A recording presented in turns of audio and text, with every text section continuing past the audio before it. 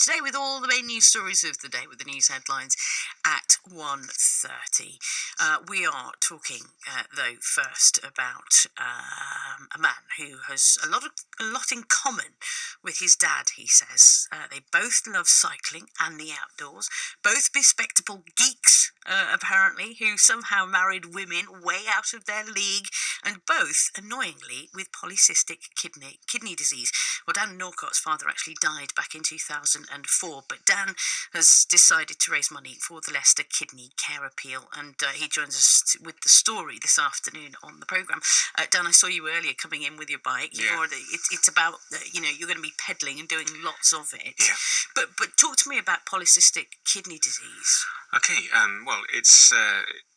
you get diagnosed when you're about 21 normally with an ultrasound scan, and they can see physical little cysts in the kidneys. And as you get older, they tend to grow, different rates for different people. But my dad needed dialysis when he was about 40, and I'm on a similar trajectory. He didn't get a transplant until one came up on a transplant list from a stranger. But I'm lucky my mum is going to give me one of her kidneys.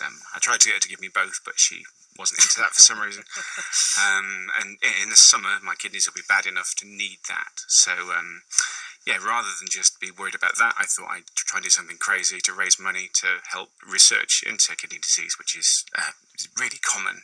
It's not as awful as cancer, but there's a slow grind of misery associated with it, with people on dialysis and waiting for transplants and stuff. And I'm incredibly lucky to be fit enough to do this. So I thought, why not? Why not help? Oh, we'll talk about exactly what you're going to be doing in a few minutes' time. But just let's go back, because you realised that this was, this is something you've got at quite an earlier age, didn't you? Yeah, I knew there was a 50-50 chance, because if you've got it, 50-50 chance, any particular offspring will have it. So my own son's got a 50-50 chance. I had a pain in my side when I was about 19, and I arranged a scan, and I think I was 21 for some reason by the time I got the final one. And then from that point on, I've been on blood pressure tablets, because that's a way of slowing the progress of the disease. And it's quite stressful in a way, knowing you've got this thing hanging over you, but everyone's going to die at some time anyway, and it focused my mind on being happy and living a good life. So I arranged my job. I work from home as a computer programmer, which was my natural thing anyway, so I can do that even though I'm ill. So my life's kind of focused on it in a way, but not in a negative way. And I'm naturally quite lazy, but I try and keep fit. And cycling and walking are the two forms of fitness I can do without hating them. Do you feel ill? I'm kind of woozy. I feel probably like a 60-year-old man would feel a lot of the time. I'm quite big and strong-looking, but I tend to fat. If I don't do much exercise, I get fatty. I'm 15.5 stone, so it's quite hard to pick apart what's you being poorly and what's you being 40, because it happens anyway. But I feel like I need a nap quite most days, and I get tired and woozy quicker than other people. But if you focus, you can do a surprising amount, and it helps you. Like climbing a mountain, one foot in front of the other, and before you know, you're up the top, even though you thought you couldn't do it. So if you just try and do things like that a lot, it makes you feel better anyway. So a kind of state of mind, really, isn't it? Yeah, you might as well, because if you're going to feel ill, then lounging around feeling sorry for yourself doesn't make it any better, and you might as well grab any chance at happiness you can get, really. And exercise makes endorphins, which make you happy. So it's a positive loop. Absolutely, but you lost your father, so he passed away, in 2004? From complications. You don't die of polycystic kidney disease unless you don't have transplant or dialysis, but every procedure you have to have creates, random weird side effects and variables, and so he had 2 transplants and many years of dialysis, which is incredibly tough on the heart, and he was diabetic as a result of complex medicine combinations and things like that. And is it something that I'm assuming you've got a family, you've got a wife? Yep, I've got a wife and a son. And is it something that he's likely to have as well? 50-50, yeah.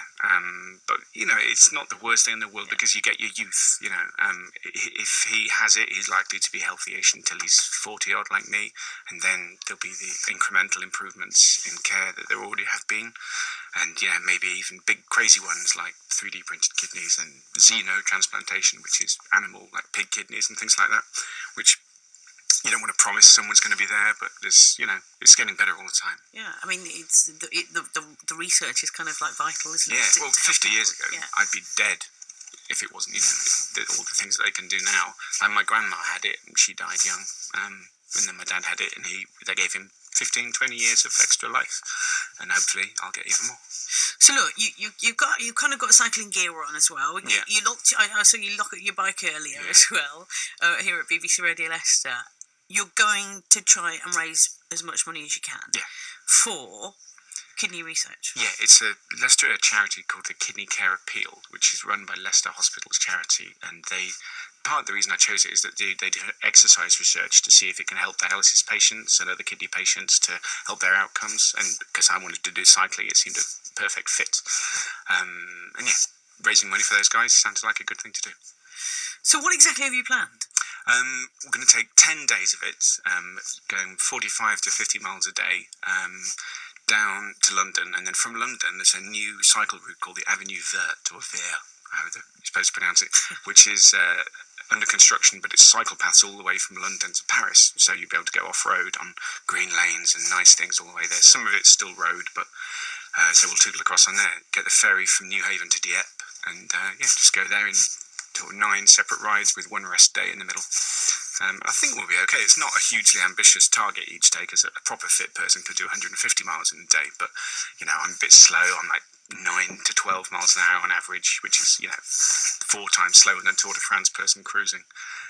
But yeah, you get there in the end. You do more than I could, that's for sure. I'm bad at other things. If I go walking with my wife, she can carry on for days, and I can barely walk by the end of it, but I can cycle, so that's why I chose it. Fair play. So are you going to do this on your own? No, I've got 2 really good friends, Rich Moss and Andy Stafford, who've taken time off work, and they'll be spending money on hotels and everything else to come along. But we'll all enjoy it as well, because we all love the outdoors and cycling, so it'll be a bit of weird escapism, but with a positive slant to it. So it'll be like a weird holiday stroke marathon thing.